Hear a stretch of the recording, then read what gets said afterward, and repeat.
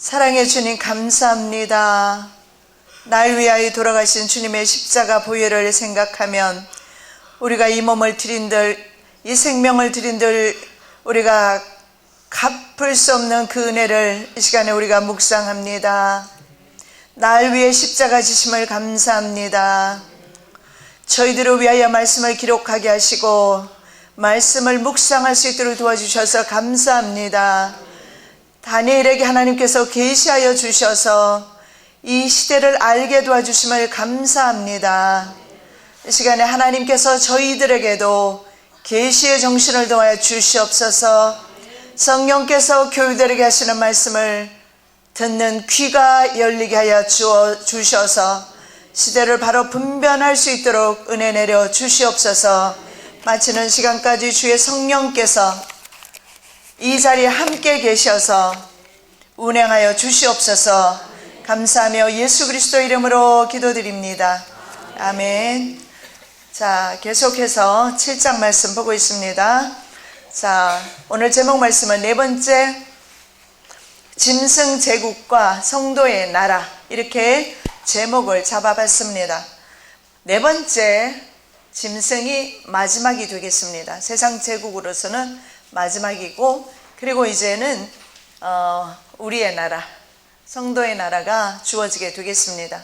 먼저 네 번째 짐승 제국에 대해서 살펴보겠습니다. 상세하게는 하지 않습니다. 왜냐하면 인터넷에 이미 네 번째 짐승 제국에 대해서는 제가 많이 강의해 놓은 게 있어요. 그래서 동영상을 여러분 참고하시면 될 것 같고, 그래서 좀 깊이 들어가지는 않고요. 간단하게 말씀을 좀 드리도록 하겠습니다.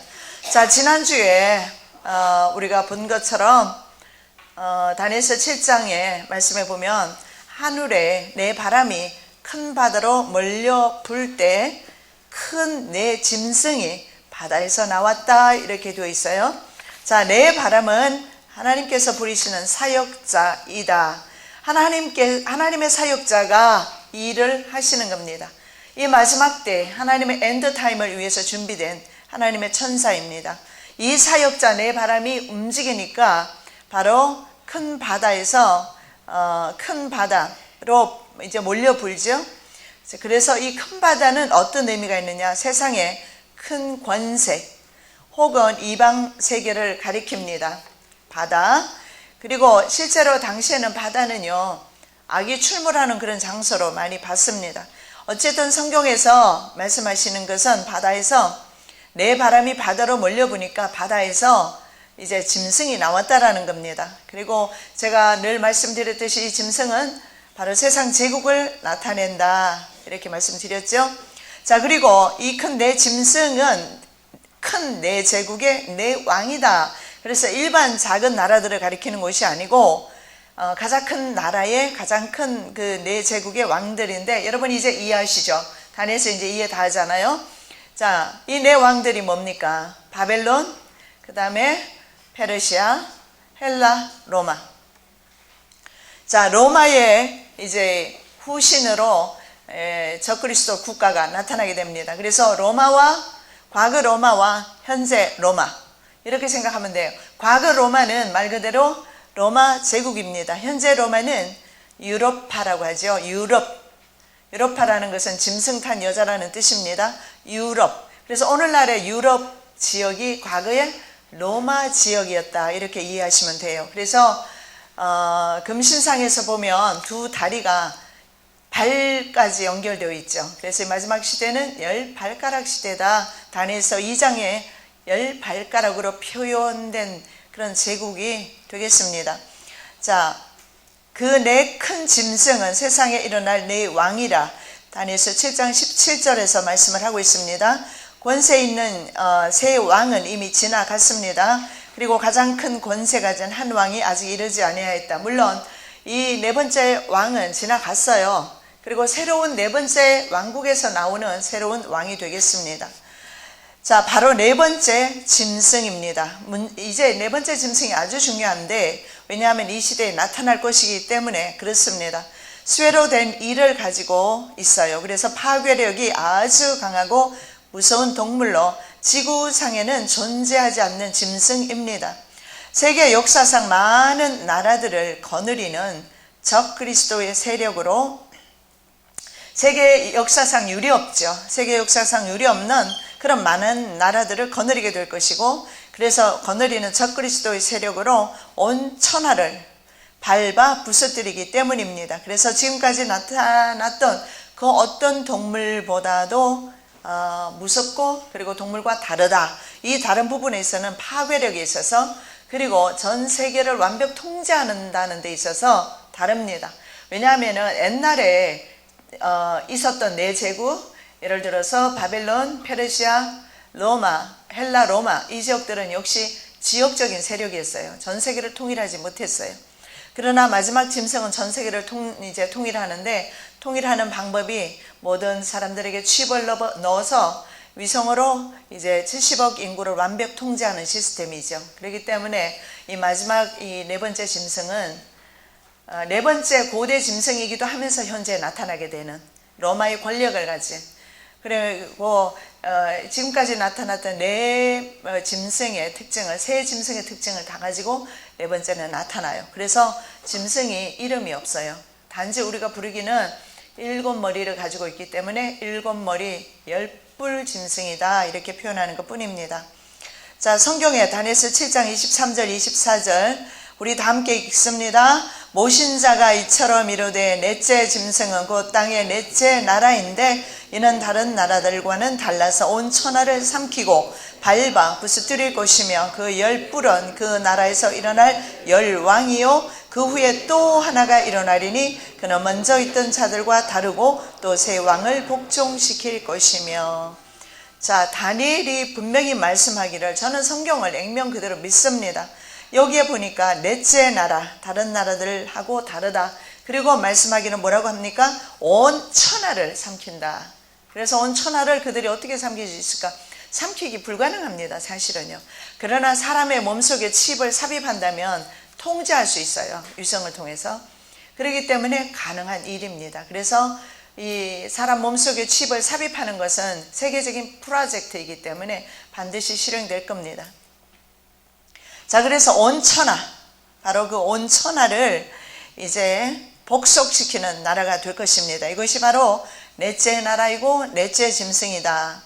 그래서 10뿔이 나라, 10뿔이라고 말씀을 하고 있죠. 그리고 그 10뿔 중에서 하나가 나온다고 그랬어요. 그 중에 하나가 일어나는데 이 하나가 누군가? 그 성경에 보면 계시록 13장 보면 거기에 보면 짐승의 순이 그 사람의 그 수를 세어보라. 그 수는 사람의 순이, 그런데 그냥 사람으로 나와 있는데 영어에 보면 a man으로 나와 있어요.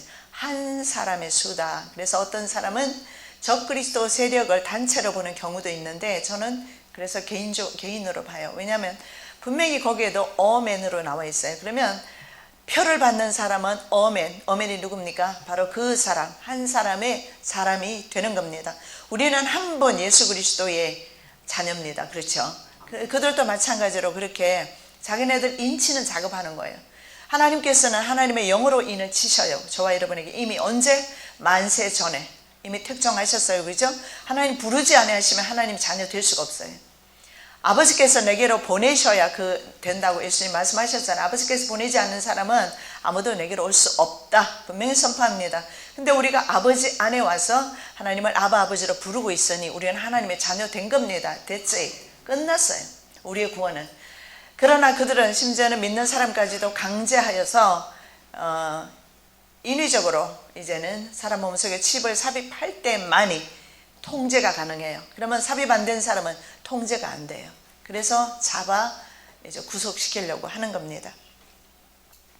다니엘 2장의 금신상 중 10발가락에 해당되는 나라라고 말씀드렸죠. 다니엘서 2장 33절 그 발은 얼마는 쇠 얼마는 진흙이었나이다. 자, 이 나라를 대개는 유럽 연합으로 봅니다. 왜냐하면 서유럽 연합이 현재 10개 국가로 되어 있어요. 동유럽까지 합하면 27개국이지만 엄밀하게 따지면 과거의 로마의 영토가 서유럽으로 봅니다. 그래서 유럽연합 10개국, 그래서 10발가락이다. 그런데 문제는 이 열 발가락이 어떻게 되어 있느냐 하면 얼마는 쇠고 얼마는 진흙으로 되어 있어요. 쇠라는 것은 쇠의 단단함이 있고 진흙은 물렁하겠죠. 아무래도 부셔지겠죠. 그래서 강대 국가와 약소 국가로 되어져 있다라는 것을 볼 수 있고, 또 하나는 이들 민족이 섞여 있어요. 철과 진흙으로 섞여 있다, 이렇게 또 볼 수도 있어요. 나라가 섞여 있어요. 그래서 이 나라들은요, 그동안 뭘 했느냐 하면 이쪽 유럽연합은 경제 통합을 했습니다. 경제 통합. 경제를 하나로 우리 한번 통합해서 같이 한번 잘 살아보자. 그런데 실패했어요. 그래서 유럽연합은 절대 연합하지 못한다는 것을, 경제로 연합한 것도 힘들다는 것을 보여주는 것이 뭐냐면, 이미 재작년인가 골드만삭스라고 국제 자본입니다. 이 국제 자본 개인 회사가, 개인 그 큰 회사가 유럽연합의 경제를 떠안았어요. 그래서 유럽연합의 경제를 현재 거의 개인이 다 쥐락펴락하고 있다는 것을 볼 수가 있어요. 그래서 국가가 경제를 좌우지하는 시대는 이미 끝났어요.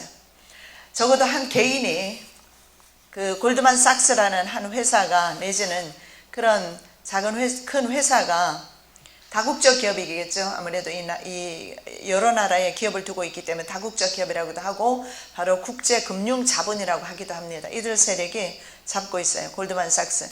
그래서 경제통합에서 실패를 하게 됩니다. 그리고 또 철과 진흙으로 되어 있다는 것은 각국 나라의 이권에 있어서는 서로 의견이 하나가 되지 못해요. 경제적으로 연합한다고 통화도 연합이 되어 있어요. 기차도 타기만 하면 각국으로 바로 그냥 각 나라의 자기 나라처럼 마음대로 이렇게 통과할 수 있어요. 근데 문제는 경제 통합에서는 안 되는 거죠. 성경에서 다니엘이 분명히 봤습니다. 철과 진흙으로 되어 있어서 그렇게 될 수 없다. 자, 그 다음에 우리 말씀 읽습니다. 다니엘서 2장 41절, 43절.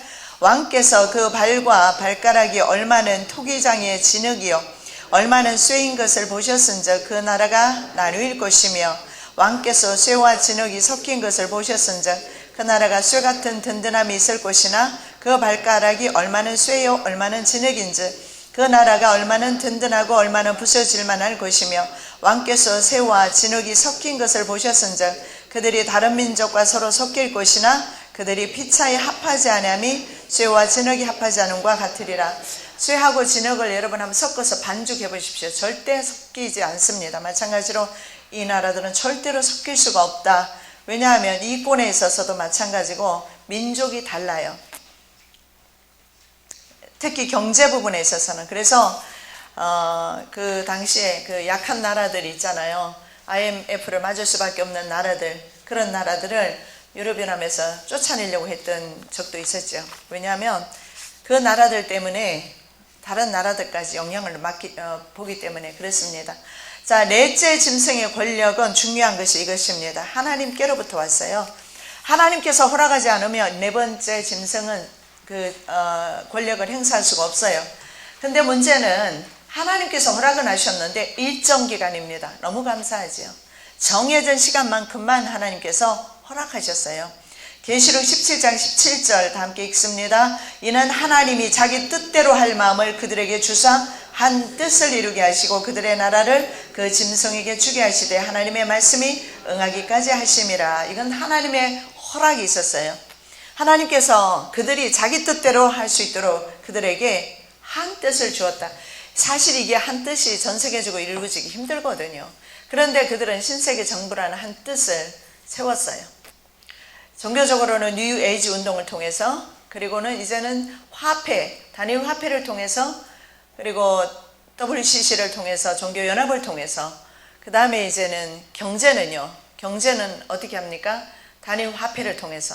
그래서 종이화폐가 앞으로 없어집니다. 종이가 없어지기 때문에 종이화폐 없어지고 화폐가 우리 몸속에 들어가고 국제신분증이 우리 몸속에 들어가고, 그래서 이것을 통해서 결국은 화폐를 사용해야 되고 신분증으로 사용해야 되고, 안 그러면 이동도 못하죠.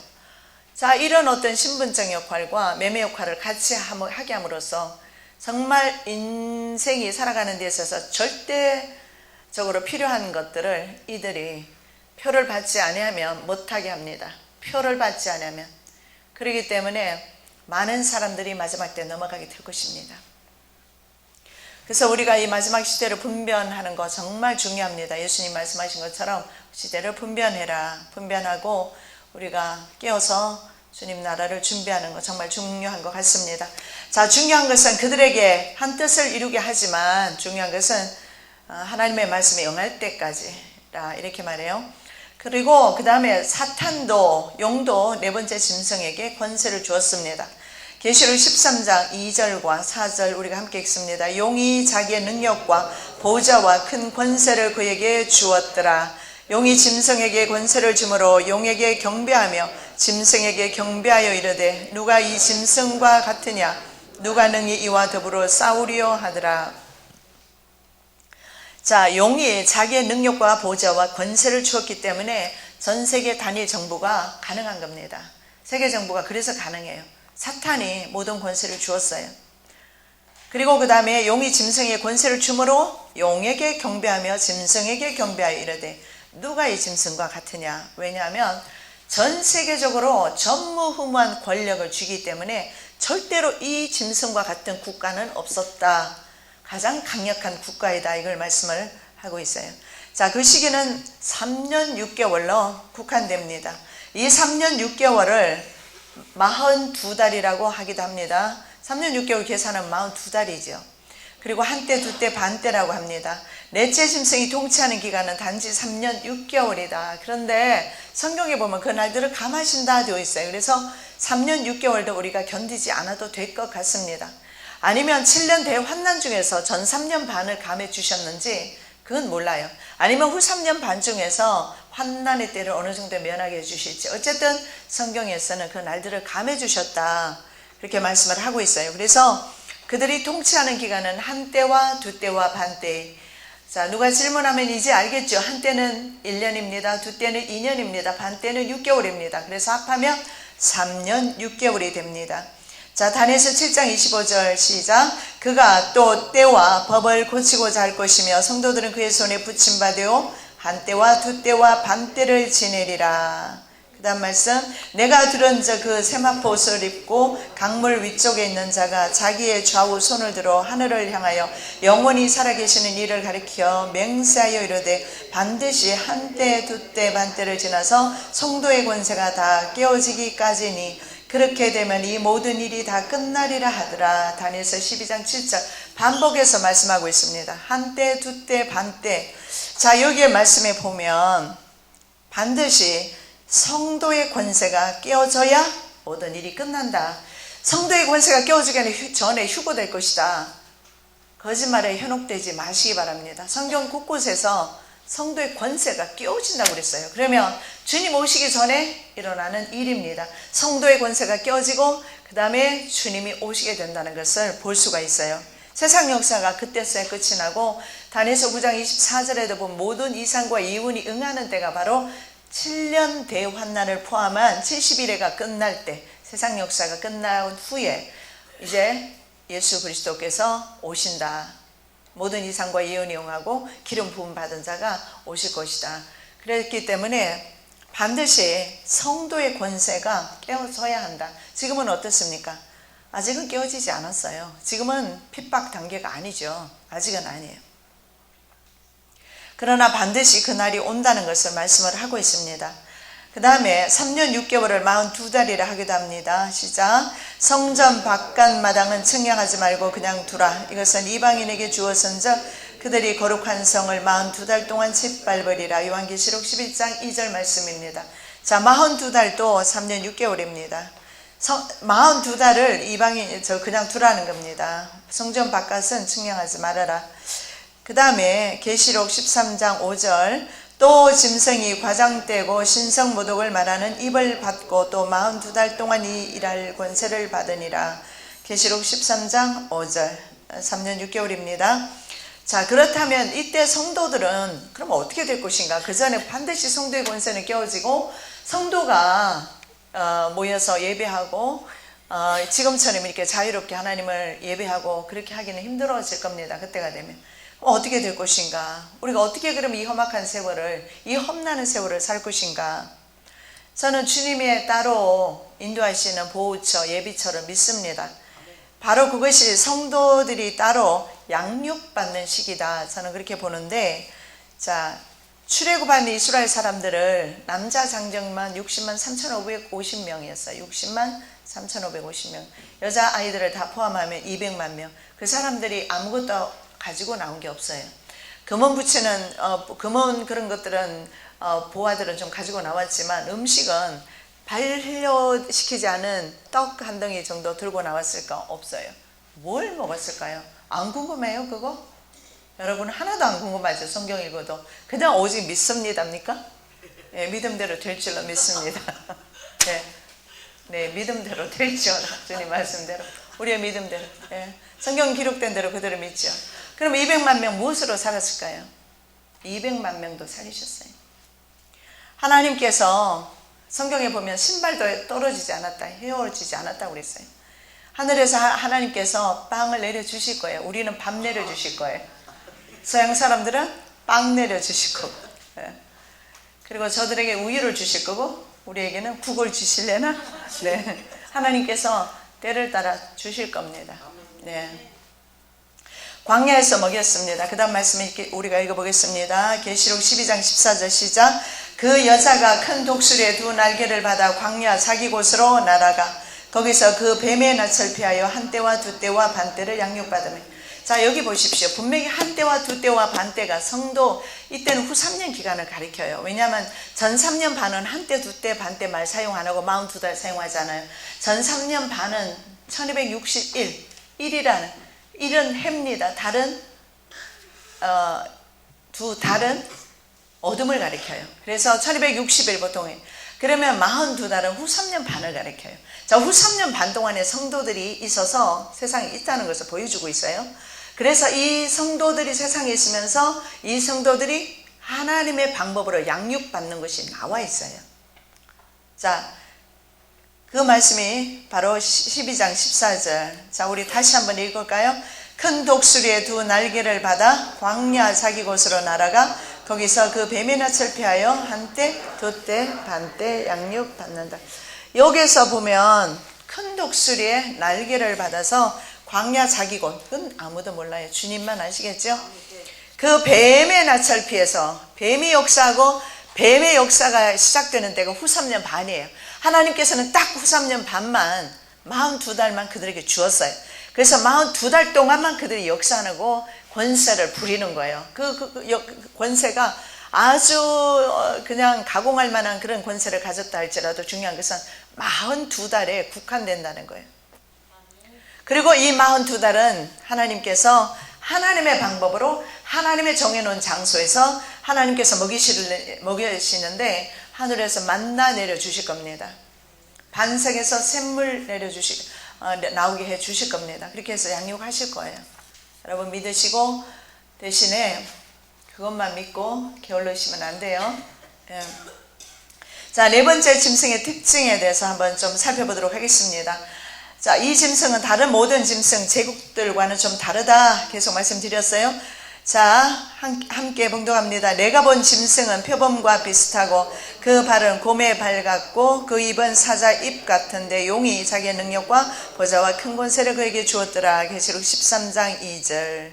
표범도 비슷하고 발은 곰의 발 같고 입은 사자 입 같아요. 근데 거기에 또 하나, 이게 얼마나 파괴력이 있으면 용의 보좌와 권세를 가졌더라. 굉장한 거죠. 그래서 신세계 정부는 영적 정부예요. 그래서 영적 정부이기 때문에 성도들을 핍박하는 체제로 가게 될 겁니다. 자, 표범과 곰 그리고 사자가 상징하는 제국적인 특성과 용의 권세 다 가지고 있어요. 그래서 온 땅이 그가 행하는 기적을 보고 그를 따르게 된다고 계시록 13장 3절에서 말씀합니다. 그의 머리 하나가 상하여 죽게 된 것 같더니 그 죽게 되었던 상처가 나오매 온 땅이 놀랍게 여기에 짐승을 따르고. 여기도 여러분 보십시오. 성경 구절 한 구절 한 구절 놓치면 안 돼요. 자, 죽게 되었다가 반드시 적그리스도는요 죽음까지 갑니다. 예수님의 그 죽음과 부활을 흉내내고 있어요.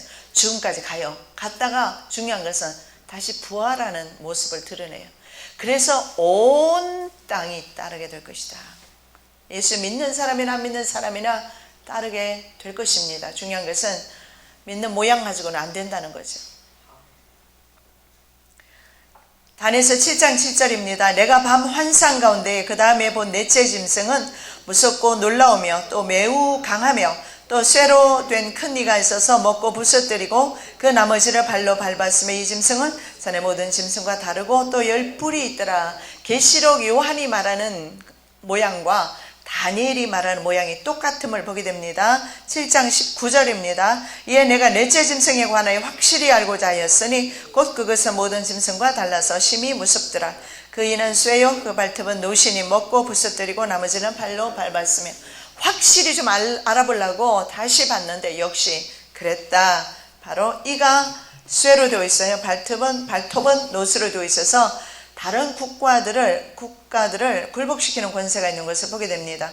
쇠 이빨과 높 발톱으로 나머지 나라를 먹고 부서뜨리고 발로 밟아버린다는 것을 말하는데 그동안 강대 국가가 이런 일을 해왔습니다. 강한 군사력과 최첨단 과학무기, 이 최첨단 과학무기는요 아주 신기한 것들 많아요. 아주 가공할 만한 파괴력이 있는 그런 무기가, 정밀 무기가 있어요. 우리의 막 근육을 태워버리는, 눈에 보이지도 않는데 그게 떨어져서 우리의 근육을 태워버리고, 아니면 그것이 떨어졌는데 우리 몸이 화상을 입어버리고, 이런 무기, 최첨단 무기를 미국이 가지고 있고 이라크전에서 그걸 사용했고, 가자지구에서 지난번에 가자지구와 그 싸움이, 전쟁이 났을 때 이스라엘이 사용했어요. 그래서 지금 이런 과학무기는 거의 전능자 자리에 위치해 있어요.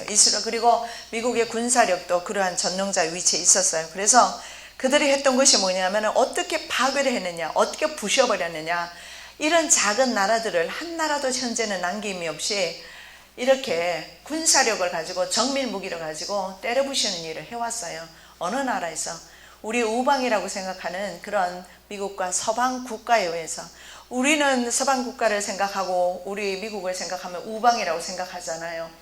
그렇지만 실제로는 결국은 지금 세계는요, 강대 국가가 약소 국가를 파멸시키고 약소 국가를 잡아먹는 형태, 좀 방법이 달라요. 방법이 옛날에는 독재 가운데서 그 일을 했고 지금은 민주주의 가운데서 뒤로 그 일을 합니다. 그래서 어떤 나라에는 폭동을 일으키죠. 시리아와 같은 나라에 반군에게 무기를 대주고 정부군과 싸우게 만들어서 그 나라가 폭동에 쌓이게 만들고 그렇게 했어요. 그리고 이제 에너지와 천연 자원이 많은 나라는 무력으로 정복하는 일을 했어요. 그것이 바로 이제 이라크 같은 나라와 아프가니스탄전, 이라크전 이런 것들인데, 이라크의 석유 매장량이 전 세계에서 5위였어요. 그리고 세계 천연가스 매장량으로는 11위였어요. 그래서 탐을 내죠. 여러분 지금 크림반도나 우크라이나 다 마찬가지예요. 그들의 천연가스 에너지, 이것을 장악하기 위해서 러시아와 서방 세계가 싸우고 있다, 이렇게 보시면 돼요. 자, 이라크전과 아프가니스탄전은 강대국 미국의 이권 다툼에서 일어났어요. 10불은 10왕을 가리키는데 10왕을 거느린 세력입니다. 그래서 강대 국가들이 다 연합하고 이 일을 한다, 이렇게 보면 됩니다. 자, 이들이 해왔던 것이 있습니다. 물론 프리메이슨들이지만 프랑스 혁명을 일으켰고 제1차 세계대전, 2차 세계대전, 러시아 공산혁명을 레닌을 통해서 일어나도록 당시에 왕권을 무너뜨렸어요. 그리고 공산혁명을 일으키도록 자금을 뒤에서 대줬어요. 어디에서 대줬냐면 미국 월가에서 대줬어요. 그래서 그 일을 했습니다.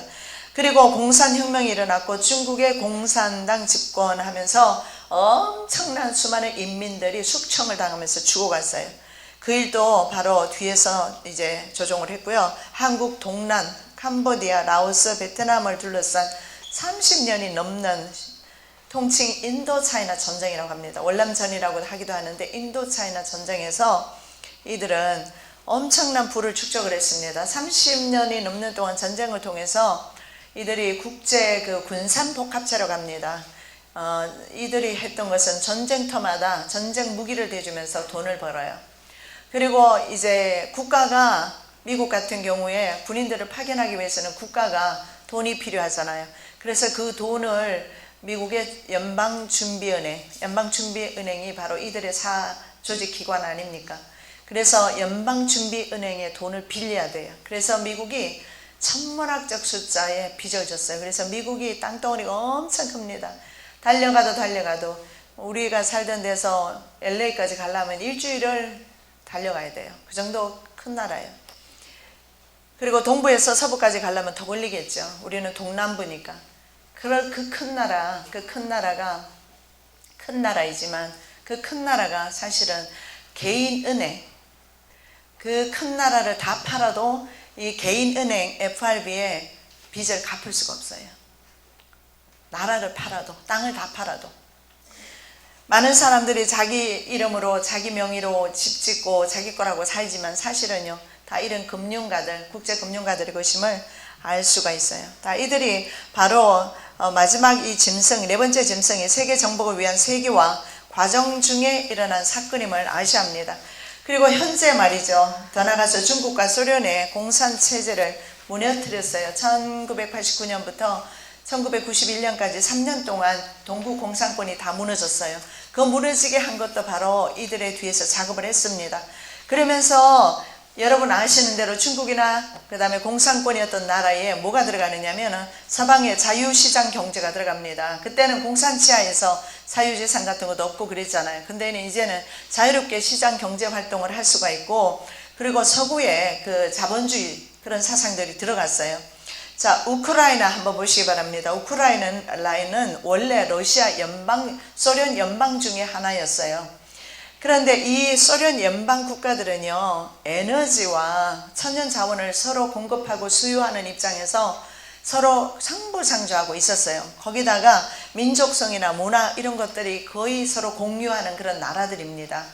그래서 이들 나라들은요, 어쩌면 우리 한국과 중국과 일본이 정서적으로 좀 비슷한 그런 걸 가지고 있듯이 그들도 어떤 끈끈한 그런 내려오면서의 그런 관계들이 있어요. 그런데 문제는 지금 현재 이 지역을 유라시아라고 합니다. 유라시아는 유럽과 아시아, 이걸 통칭을 해서 유라시아라고 하는데, 유라시아 중에서도 핵심 바로 지금 아주 블루 오션이라고 해서 아주 떠오르는 지역이 중앙아시아입니다. 이 중앙아시아는 얼마나 많은 에너지가, 흑해라든가 이런 곳에 에너지가 많기 때문에 서방 세계들이 완전히 지금 눈 돌아갈 정도로 눈독 들이는 곳이 바로 그쪽이에요.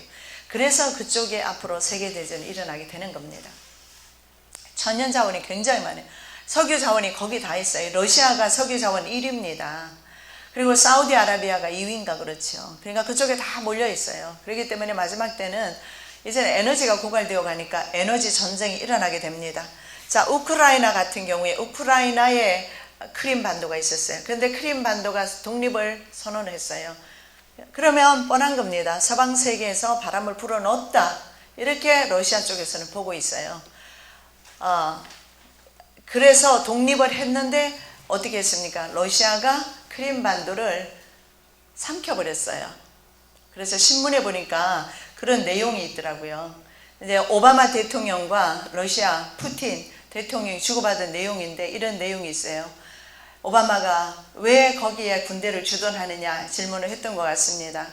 물론 신문에서 어떤 의도로 만들어낸 것이긴 하겠지만, 그랬을 때 푸틴이 이런 말을 해요. 내가 뭐하러 크림을 먹겠어? 그러니까 정색을 했던가 봐요. 아, 농담이라고. 그리고 크림을 먹어버렸어요. 그래서 이런 식으로 크림 반도뿐만 아니라 심지어는 러시아가 지금 우크라이나까지 점령을 하려고 하고 있어요. 신문을 한번 보십시오. 신문을 보면 현재 우크라이나에 대해서 많이 나오고 있어요.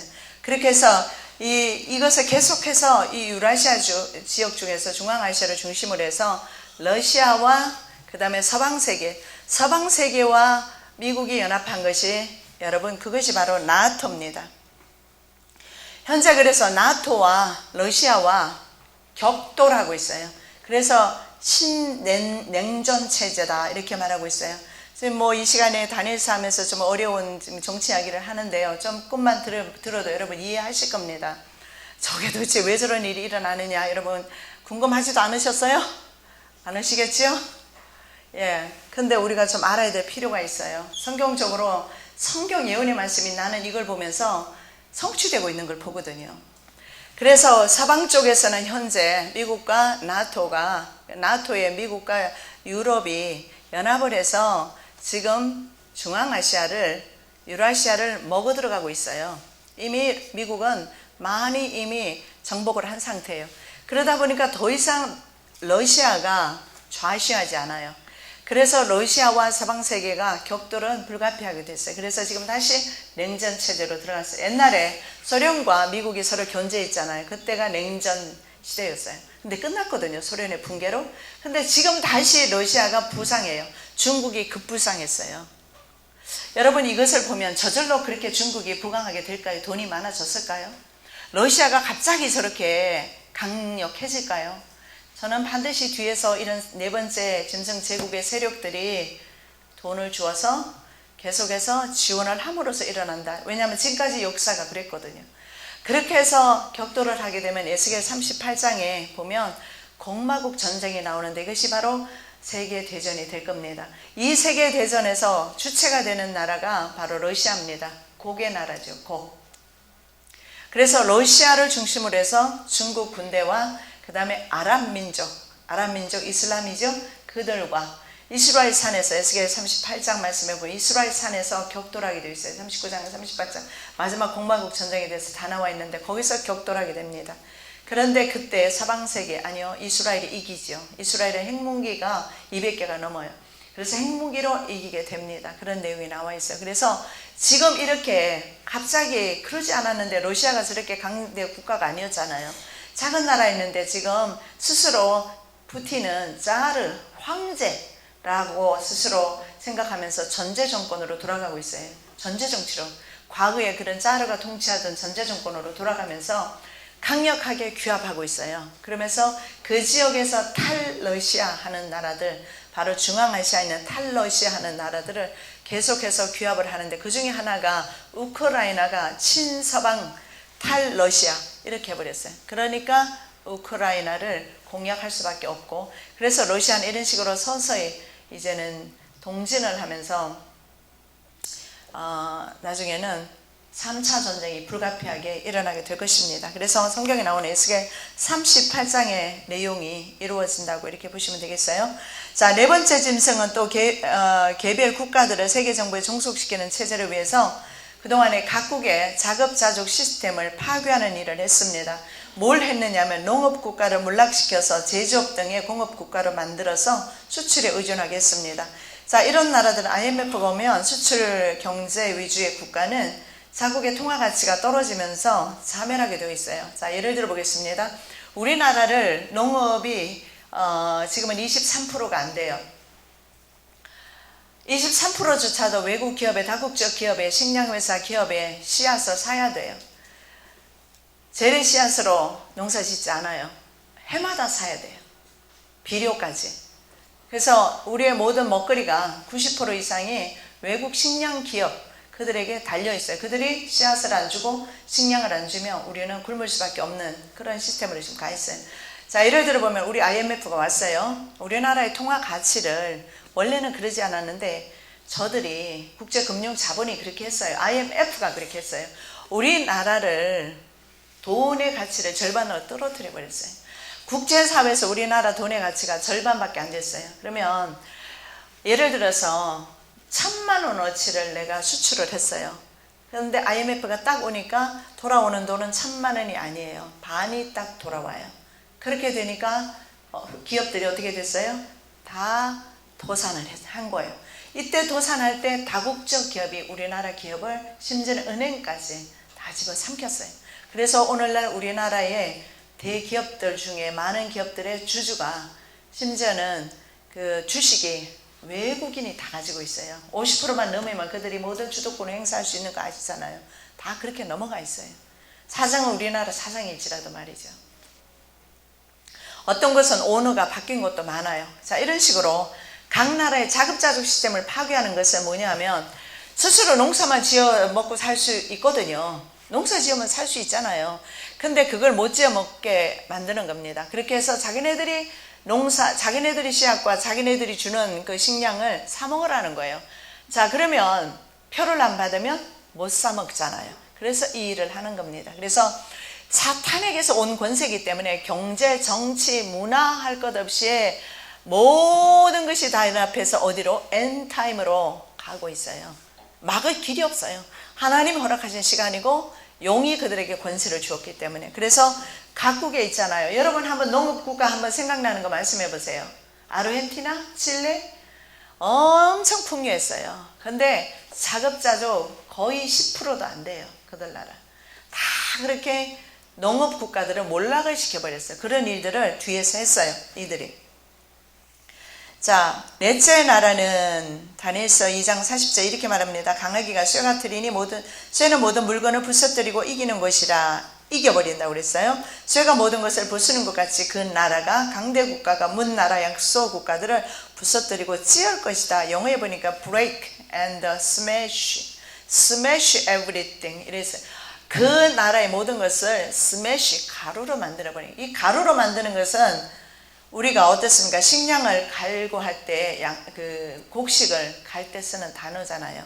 그래서 농산물의 다양성을 다 없애버렸어요. 이것을 뭐라고 하느냐면 단일 문화 경작이라고 합니다. 단일 문화 경작이라고, 기업 단일 문화 경작이라고 하는데, 이게 뭐냐면 한 나라에 한 가지 두 가지만 짓도록.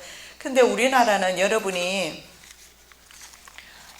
우리나라는 정말 감사하게도 곡식이 식량이 굉장히 풍부하고 종류도 많고 그러더라고요. 엄청 많아요. 근데 남미 쪽으로만 가봐도 먹을 게 없습니다. 그 나라에 나오는 것이 기껏해봤자 옥수수, 커피밖에 없어요. 그래서 40세가 되면 거의 다 지나면 병으로 다 죽어요. 키도 아주 조그만하고 못 먹어서 그래요. 그쪽으로 기업 단일 문화 경작을 유도했어요. 한 가지만 농사 짓도록. 그래서 그들은 커피 농사 해보지만 커피 농사는 마피아와 CIA가 다 가지고 있기 때문에 농사는 죽으라고 지어도 돈은 돌아오는 게 없는 거예요. 그렇게 해서 그들은 처참하게 지금 살고 있습니다. 자, 그래서 결국은 기근이 오면 아사 상태에 빠지게 되고 다국적 기업의 식량 회사로부터 식량을 사야 합니다. 먹거리 전쟁이 일어나죠. 그래서 식량을 사도록 유도하는 겁니다. 그리고 현재 99%가 GMO 식품을 먹습니다. GMO는 유전자 변이가 일어난 거예요. 한 번 씨를 뿌리면 두 번 경작할 수 없는 자살 씨앗으로 이것을 offspring suicide라고 하는데 전 세계 경작이 이루어지고 있어요. 이게 무슨 말이냐면 테트라시클라인이라고 해서 씨앗에다가 미리 뿌리는데, 이거 저는 농부들에게 다 물어봤어요. 농부들이 다 알고 있어요. 미리 출하하기 전에 이것을 뿌려버린대요. 그래서 그 씨앗을 사야 합니다. 우리는 IMF 때 종자회사를 다 빼앗겨서 버렸어요. 그래서 이것을 사야 됩니다. 살 때 어떻게 되느냐 하면 1회로 끝나요, 이게. 왜냐하면 자살 씨앗이잖아요. 그래서 그 다음에 이것을 씨앗을 모아뒀다 그 다음에 뿌려보면 죽어버려요. 농부들한테 물어보시면 다 알려줄 거예요. 그래서 해마다 사야 돼요. 그래서 우리는 풍부하게 지금 농사를 지어먹고 살고 있지만 그들이 공급하지 않을 때는 이게 끊긴다는 사실입니다. 자, 성경에 보니까 이런 말씀이죠. 하나님이 창세기 1장 11절 12절 하나님이 이르시되 땅은 풀과 씨 맺는 채소와 각기 종류대로 씨 가진 열매 맺는 나무를 내라 하시니 그대로 되어 땅이 풀과 각기 종류대로 씨 맺는 채소와 각기 종류대로 씨 가진 열매 맺는 나무를 내니 하나님이 보시기에 좋았더라. 주님 보셨을 때 우리를 먹여 살리기, 우리 인간이 먹고 살기를 위해서 먹을 수 있도록 씨 맺는 과일과 씨 맺는 나무 보기에 좋았더라. 왜냐하면 계속 매달려 줘야지. 안 그러면 주님이 그 다음에 또 신경 쓰셔야 되잖아요. 씨 맺는 나무 또 만드셔야 되잖아요. 아니, 과목을 또 만드시고 풀을 또 만드시고 해야 되잖아요. 근데 이거는 한 번만 해놓으면 계속해서 씨를 맺어서 그 씨가 계속해서 우리에게 먹거리를 제공해 줍니다. 이것이 바로 하나님의 창조 질서인데 지금 현재 이 창조 질서가 깨어지고 있어요. 그래서 바로 1회로 생식이 끝나서, 그래서 현재 많은 사람이 이런 이야기 합니다. 현재 제1역학 보존의 법칙이라고 그러죠. 열역학 1법칙 깨어지고 제2법칙, 열역학 제2법칙이 이루어지고 있다. 열역학 좀 어려운데요. 이것도 참 중요한 내용이에요. 1법칙이라는 게 뭐냐면 에너지 보존의 법칙입니다. 말씀드리면 방금 말씀드린 것처럼 에너지라든가 이런 씨앗이라든가 이런 것이 계속해서 공급이 되어지는 거예요. 에너지가 항상 같은 양에 있다는 겁니다. 그렇게 해서 이 에너지가 같은 양이 있기 때문에 이 지구가 보존되고 있는데 에너지가 파괴되고 있어요. 그렇기 때문에 지구가 보존이 안 돼요. 파괴되는 것을 연력학제 이 법칙이라고 합니다. 그래서 계속해서 이런 것들은요, 과학 문화로 말미암아 파괴되고 있어요. 결국은 마지막 때 이 지구가 파멸되는 것은 인간의 과학 문화 내지는 이기심 때문에 파괴되는 것을 보게 됩니다. 자, 그 외에도 네 번째 짐승이요, 유럽은 경제통합, 아시아는 경제몰락, 바로 IMF죠. 그리고 북미는 나프타를 통해서 세계 최대 경제 블랙홀을 결성했어요. 그래서 3억인가 되는 경제 시장을 만들어서 전 세계 시장을 사실은 나프타를 통해서 미국에서 캐나다에서 주도하고 있다, 이렇게 보시면 돼요. 그래서 미국과 캐나다는 참 그 세계 시장을 석권하고 있는 것을 보게 됩니다. 자, 계속해서 좀 보겠습니다. 이 마지막 짐승은 7머리와 10뿔이 있습니다. 임금의 권세를 한동안 받게 됩니다. 여러분, 머리나 뿔은요, 임금에게 사용하는 것이지 일반 있잖아요, 사람들에게, 아니면 투표로 대통령 되는 사람들에게 사용하는 게 아니에요. 자, 성경에 이 말씀이 있죠. 다니엘 7장 7절, 또 10뿔이 있더라.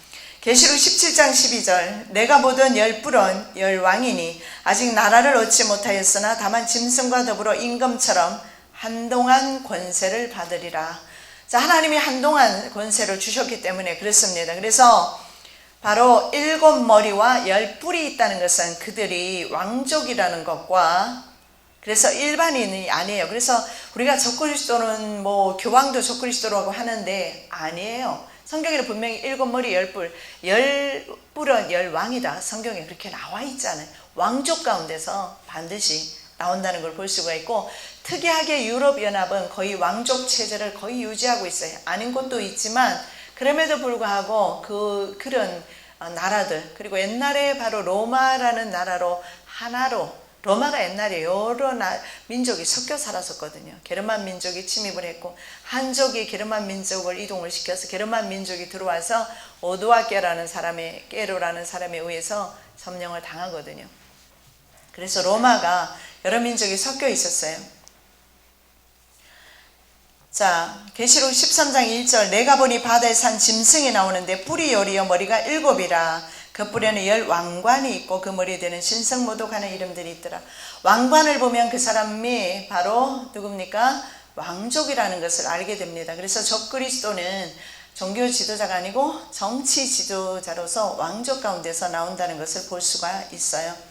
자, 그 다음에 세 번째로 7머리는 적그리스도로 옹립할 7왕입니다. 7머리가 의미하는 거. 10뿔은 10왕이라고 했어요. 7머리는 역시 7왕입니다. 10뿔은 10왕이고 7머리도 7왕인데 7이 왜 따로 표시를 했느냐?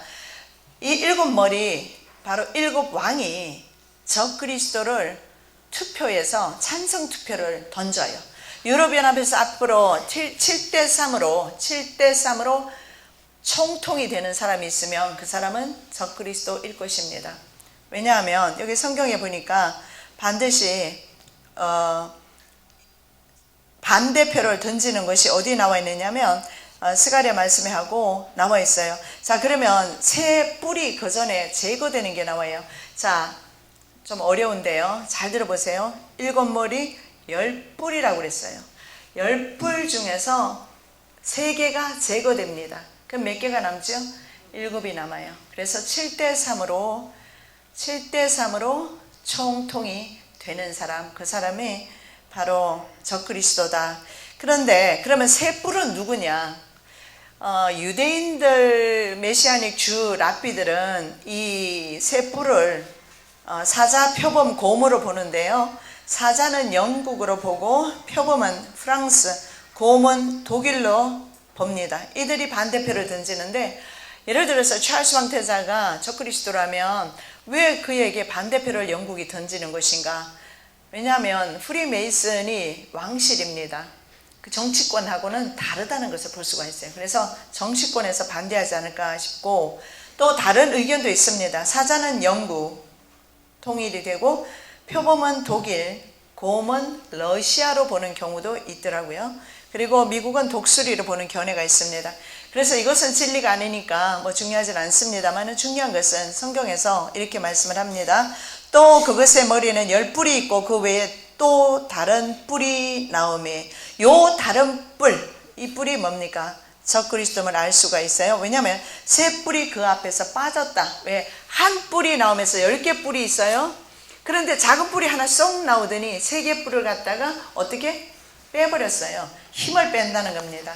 그리고 그 뿔에는 눈도 있고 큰 말을 하는 입도 있고 그 모양이 그의 동료보다 커 보이더라. 다니엘서 7장 20절입니다. 그 다음에 스가랴 11장 8절에도 이렇게 말씀합니다. 한 달 동안에 내가 그 세 목자를 제거하였으니 이는 내 마음에 그들을 싫어하였고 그들의 마음에도 나를 미워하였습니다.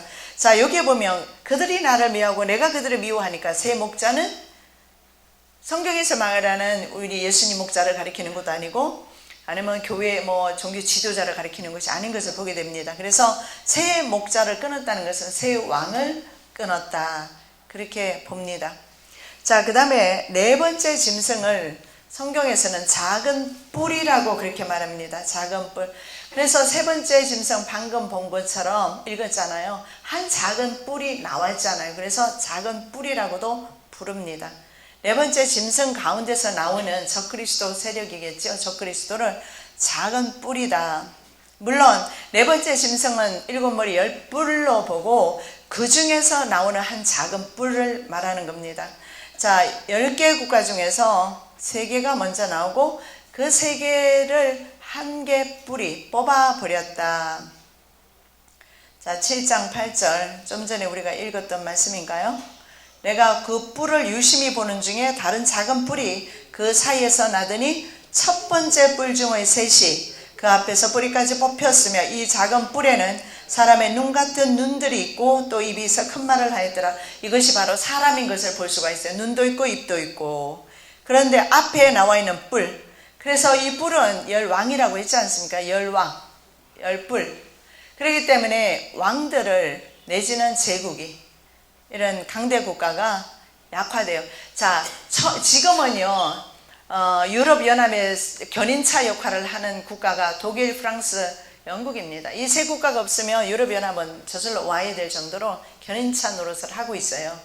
그렇지만 이 세 국가가 그럼에도 불구하고 적그리스도가 탄생했을 때는 반대표를 던지면서 힘이 바로 빠져버린다는 사실은, 그러니까 파워가 없어지는 거죠. 권세가 없어지고 그 권세가 자연적으로 적그리스도에게 이양된다는 것을 볼 수가 있습니다.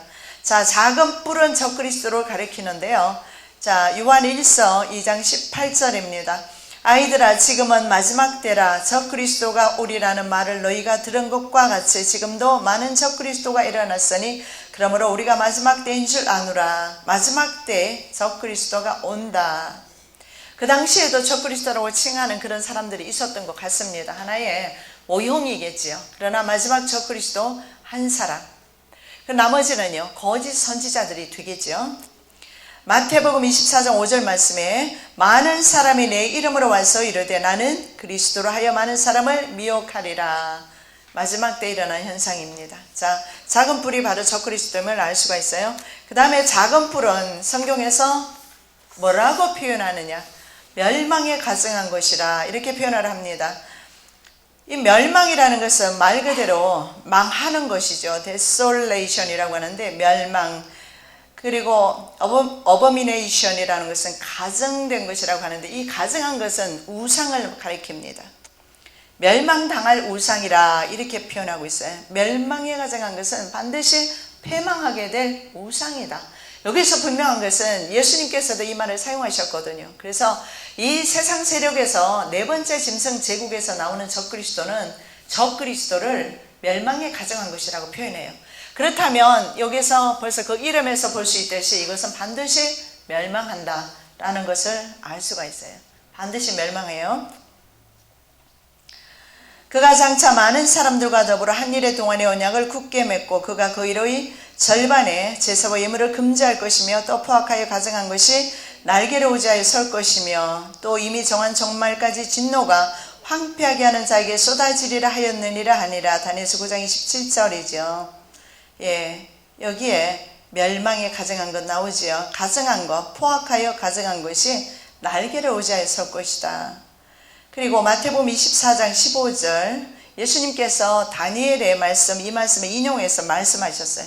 그러므로 너희가 선지자 다니엘이 말한 바 멸망에 가증한 것이 거룩한 곳에 선 것을 보거든 읽는 자는 깨달을진저.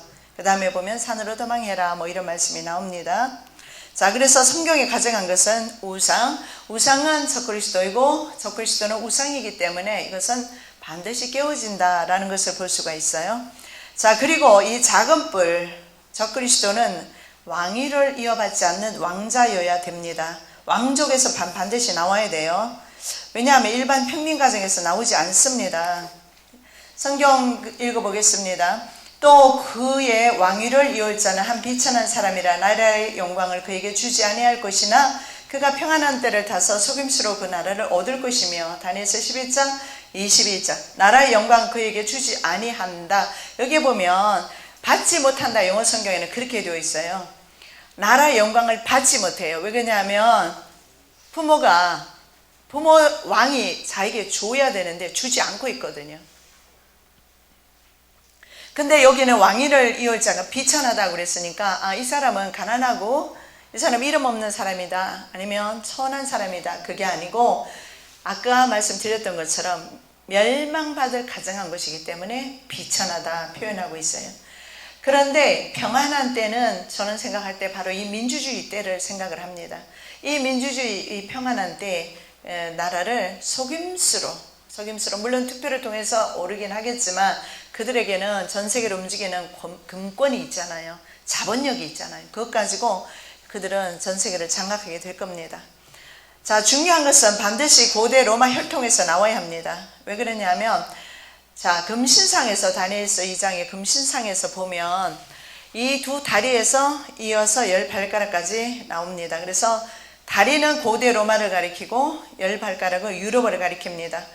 그래서 성경도 그가 7왕의 후손 8번째 왕이라고 그렇게 말해요.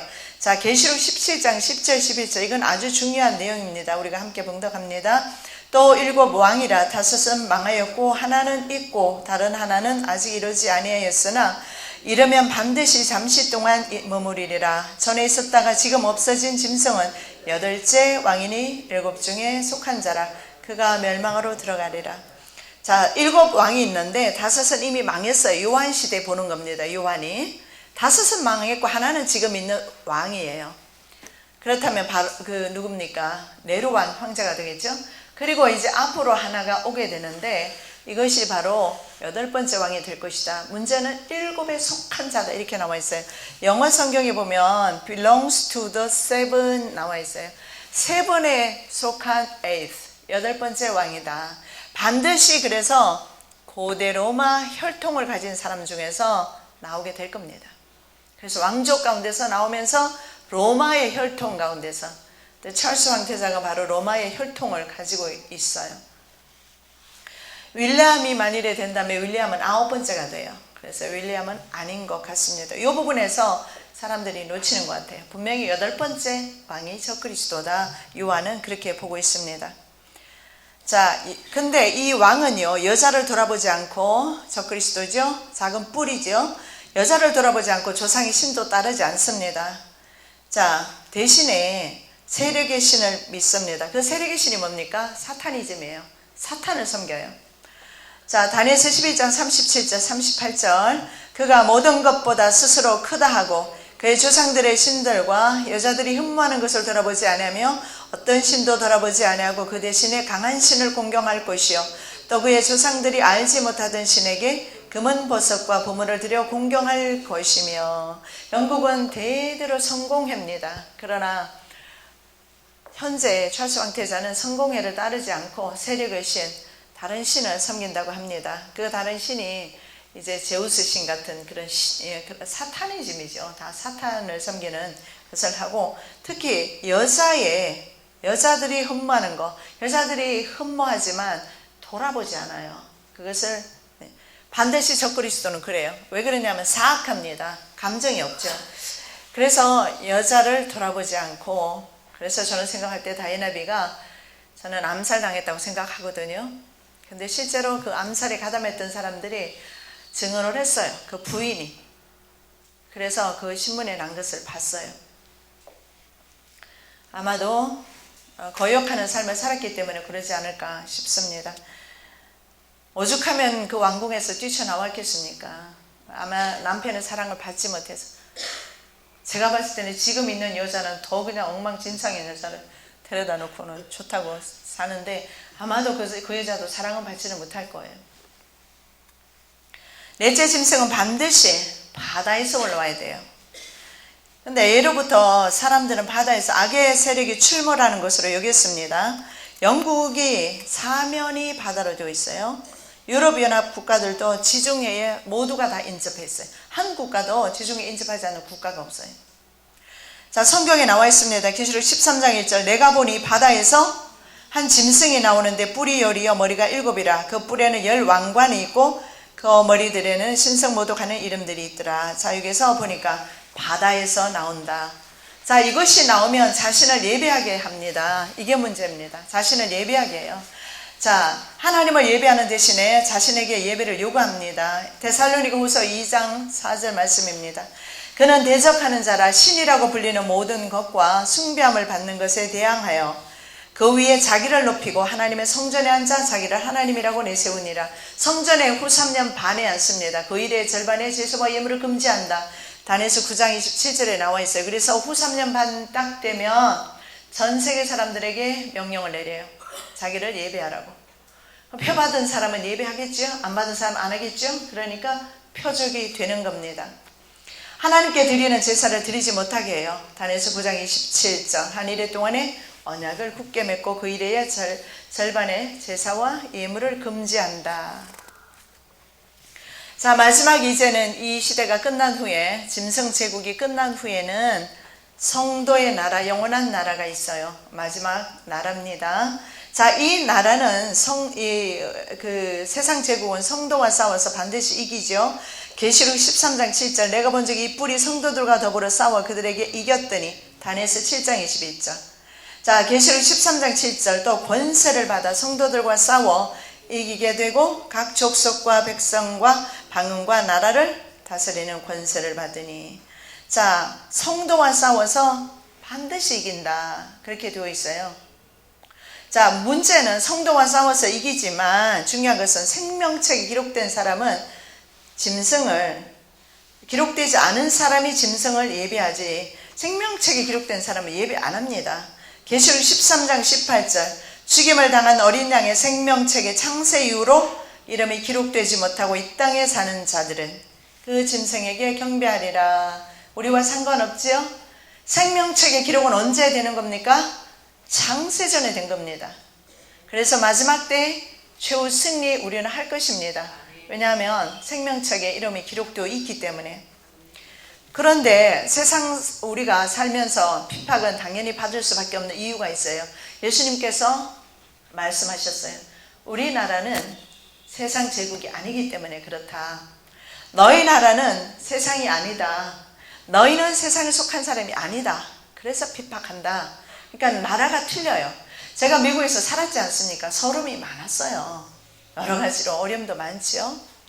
왜냐하면 남의 나라에 가서 살았기 때문에 그래요. 시민권을 받은 후에는 좀 더 괜찮지만 그전에는요 참 영주권만 가지고 사는 사람들도 힘들어요. 조금만 위법해도 바로 쫓겨나요. 자기 나라가 아니기 때문에.